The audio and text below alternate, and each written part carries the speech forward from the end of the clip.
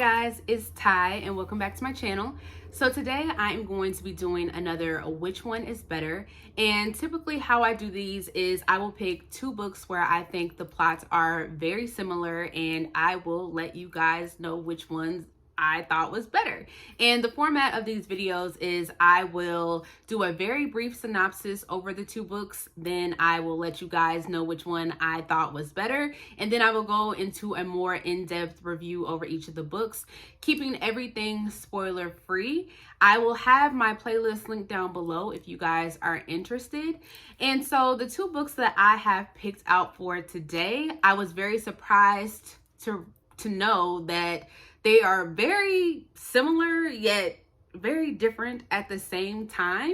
And so the two books that I am talking about today are The Escape Room by Megan Goldin and Reprieve by James Han Mattson. So both of these I did listen to on audiobook and I thought the audiobooks were fine, but we will go ahead and jump right into the synopsis. So the first book that I'm going to be talking about is The Escape Room by Megan Goldin, and this is an adult mystery thriller. And this one focuses on 4 employees, one of them being the boss, and then the other 3 people work under the boss. And so all 4 of them are under the impression that they're going to be doing this escape room as like this team building exercise. They go to this building that's technically under construction to enter this elevator that is supposed to be the escape room, and as soon as like the escape room starts, they soon realize that they are going to be basically fighting for their lives. And then next up we have Reprieve by James Han Mattson, and this one is an adult mystery thriller psychological horror, and this one follows 4 contestants at a haunted escape room. And in one of the rooms at this escape room, we learn very early on in the story that one of the contestants has actually been murdered by someone that just kind of like walked in off the street and murdered them. And throughout this story, we are trying to figure out why one of those contestants had been murdered. And so, like I said at the very beginning, both of these books are very similar yet very different at the same time. So obviously both of these focuses on a escape room, and there is a mystery at the center of both of these stories. So in the Reprieve, the main mystery is trying to figure out why one of those contestants was murdered. In the escape room, we are trying to figure out why these 4 people were chosen to be in this elevator in this escape room. And then both of these books are very, very character focused. So between both of these books, I actually enjoyed them equally the same, and I rated both of them a 4 stars, but for very different reasons. So we are just going to jump right into this, and I'm going to start off with The Escape Room. So starting with The Escape Room, this one, like I said, we had these 4 people. They work at this investment firm. They are in this elevator that's supposed to be this escape room, not only because they think it's this team building exercise, but they're doing it also because they think it is a way for them to save their jobs. At this investment firm, these group of people work very closely together, and they kind of work as like a team. In their particular team, their jobs are in jeopardy, and they think that if they complete this escape room, it'll kind of like be a way for them to save their jobs. So that's part of the reason why they feel like they have to do it. And this book, like I stated before, is very character focused. And so while they're in this escape room, we get a lot of background into each of these characters. So this book is told in like a dual timeline. So in the present day, we are following these characters as they are trying to complete the escape room. And then we're getting like these flashback chapters of another employee that is kind of tied in with these people that are stuck in the escape room. And then towards the end, you kind of figure out how everything is like tied together. So one of the things that I did like about this story is how much background you got on each of the characters, because you got to see their motivations and the reason each of them were so desperate to get out of this elevator. And another thing that I really liked about this book is how it talked so much about their work environment and how toxic their work environment is. Not that I like a toxic work environment, but I like how their work environment tied into this story. With their investment firm, it is so driven by money and how much money not only the company makes, but how much everybody that works there make. So all of their decisions that they make is driven by how much each person can potentially take home. With that being said, you can kind of imagine the type of decisions people would make and how unethical some of those decisions would make if it's driven by the amount of money that they can bring home. And I thought that that was just very interesting to see. And then it just kind of talks about like how stressed out everybody was, how many hours these people work a day, which could be upwards between, 18 hours a day. This was a very prestigious like investment firm, so it was very hard for people to get into this place. And then not only, were these people working so hard, but then it just talked about the stress of this job and how it affected people's personal lives and how it's hard for people to have families, and how, these people, particularly these people that were stuck in the elevator, how much they sacrificed in their personal lives for this job, how some of them, it's hard for them to have families outside of work, how some of them, it is hard for them to, if they have a family, how hard it is for them to maintain the families that they have, how hard it is for them to maintain relationships. The work at this investment firm is insane. And the fact that these people do it is even more insane because there is no way. And then there is the talk of, when it's like time for them to get their bonus, and how, you have to like kind of suck up to the higher ups in order to get like a better bonus, and how you basically have to spend a whole bunch of money in order to try to get a lot of money for your bonus, which that didn't really make sense to me, but okay. And then how, of course, it's different in the workplace between men and women, and how there was something that stuck out to me when I was reading this, and it was how one of the characters, particularly one of the men that was stuck in the elevator, it was brought up how he was a mentor to one of the characters in this book, and he was saying how men are able to get, higher pay or higher bonuses is because men are more willing to complain about the amount of money they receive than women. Women will just kind of settle for whatever it is that they get, and they are more willing to just say thank you for whatever it is that they get. While men, even though they might get a bonus that is good, or they might get a starting rate that is good, they will still complain. And if you complain, your boss or whoever is more likely to give you more than if you just say thank you. And I was like, maybe I need to start complaining a little more and just instead of saying thank you, I guess. Like, so it was like stuff like that was brought up in this book. It was a lot of stuff just surrounding the workplace that I never thought of. But I also don't work in toxic workplaces, or I thought I worked in toxic workplaces before until I read this book and just realized the places I worked really aren't that bad. So a lot of that was just brought up in here, and it was just a lot of interesting conversations. And so besides all of that, and these people that are stuck in this elevator trying to complete this escape room, there's also kind of like this murder mystery that is going on because some stuff has happened in the office.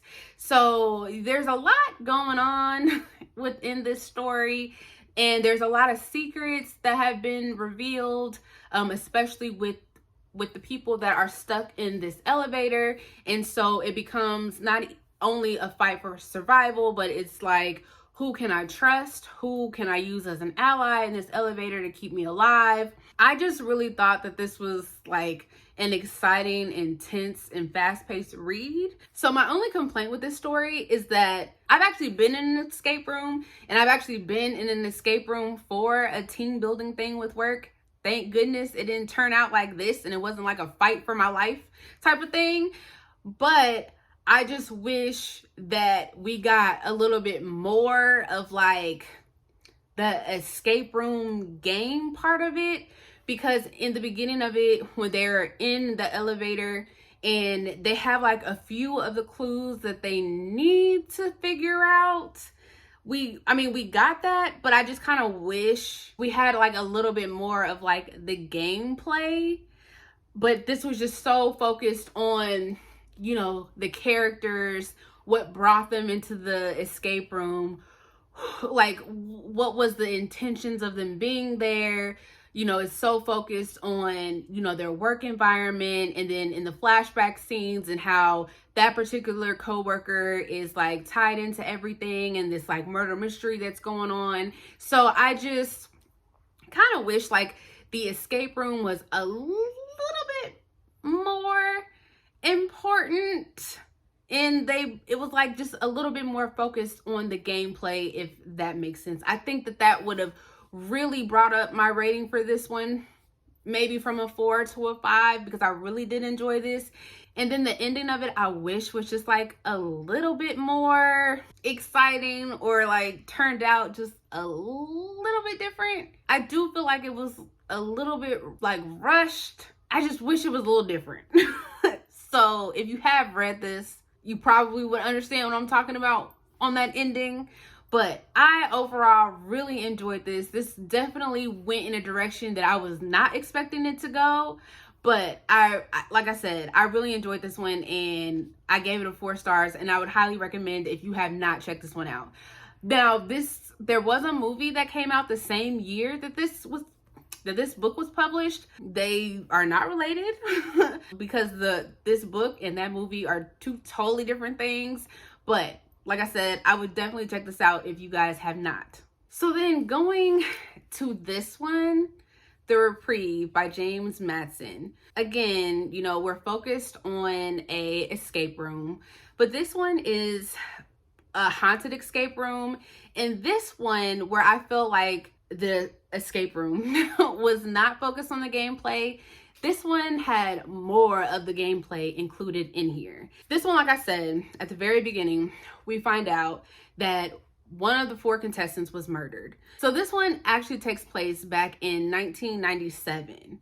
And it's being told in like witness transcripts. And then we are then getting the story told from different character perspectives. And those characters are either one of the contestants that were there the night of the murder, or they were somehow involved in the events leading up to the murder. So we're flipping back and forth between either a character perspective or like one of the witness statements, if that's coming together for you.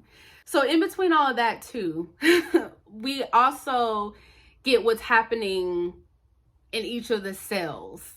So this escape room is broken up into 6 cells. So a cell is basically a room. So cell 1, cell 2, cell 3, cell 4, etc. At like intervals throughout the story, you are finding out what happened to what's going on with the contestants in each of the cells. So after you get like the witness statements and you get a few perspectives from some of the characters, then you're finding out what happened in cell 1. And then it kind of repeats with like some witness statements, some character perspectives, and then we're moving on to cell 2. And then it kind of like repeats. I really liked the format of how this story is being told. So just like the escape room, this book is very character focused. And there's a lot of diversity in this book. So we have, you know, white characters, black characters, there's an Asian character. That Asian character is also queer. There's a lot of social commentary.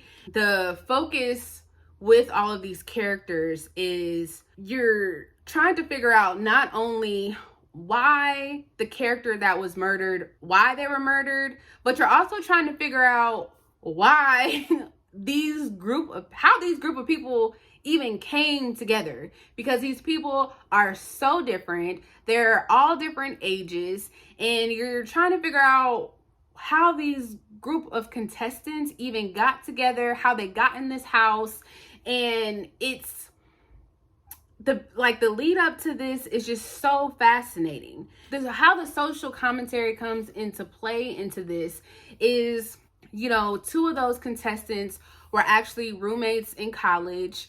One was the Asian queer character, another one was a Black character. And then you see how like race and sexuality play into their interactions with each other. One of the characters, the guy that actually is the owner of this escape room, he's very, you know, popular within Nebraska where they live, because this escape room is very popular, it's very well known, but a lot of people don't like it because it's not the safest. You can get hurt at this escape room.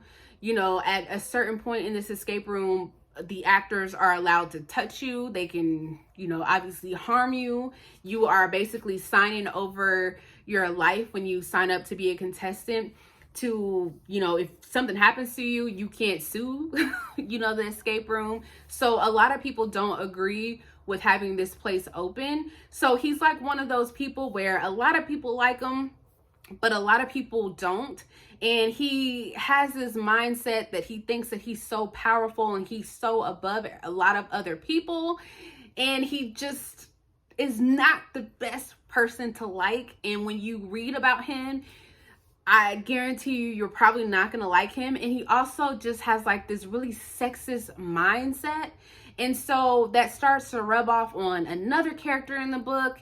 And it's just really nasty to kind of like read about, and how they talk to like women in this book. It's just so disgusting, the conversations that they have. And then like going back to the two roommates, so the Black guy and then the Asian guy who's also queer, the conversations that they end up having. And then the Asian guy, he's from Thailand, and the things that he has to deal with coming over to the States, and how he is trying to, you know, get used to being over here and trying to be accepted, and the things that the conversations that go along with that is very interesting. It's crazy. And then, you know, it's crazy because, you know, there's some talk between a girl that is moving to Nebraska for the first time, and she's Black, and, you know, she's moving to a state that's predominantly white, and how that affects her. And it's just like a lot of stuff that's going on. There's some conversation around politics and how, you know, women that, you know, there's a first lady that's around in 1997, and there's a little bit of conversation around that. So this book, yes, the main point of this story is about a escape room and someone getting murdered, but it also weaves in, like I said, a lot of social commentary, but it does it in a way that it makes sense for the story. And I don't feel like it's doing it in a way just to be doing it, if that makes sense. I really like how it was done in this story, and it really just makes you think. I especially just like the conversations just around the two college roommates. I thought the things that they were going through in college were crazy.